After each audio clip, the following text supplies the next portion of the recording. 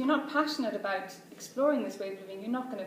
And the reason I'm telling you all this, by the way, is because these are your end users. These are the end users that we've got to design for, is the people who are willing to take that step and live in these small spaces. And it's a mindset, and it's not that nobody can do it. I reckon everybody can do it, but you just have to take it. We have to devise something that's the threshold of stepping into that lifestyle is so low possible, in a good way, that people want to explore living in that way. You could almost offer it as a therapy thing, to make it a real solution, because it is a real solution. It costs less to run, it costs less to make. You can make it yourself. There are communities of tiny houses. Forget the whole conservative look of the tiny housing, but there are numerous possibilities of people live less. I mean, never mind the planetary, environmental consciousness of it.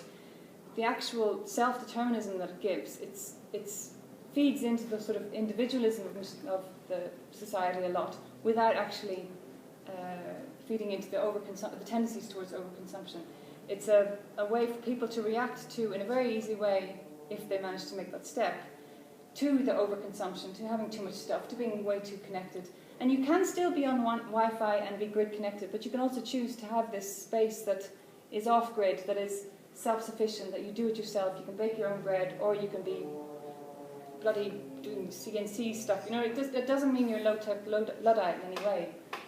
All it is that the space is confined in some way. You've maybe built it yourself. You can decide where it goes. It's affordable. You don't have the banks on your back. You can work maybe 3 days a week to sustain your lifestyle, as opposed to 5 days full-time, even less.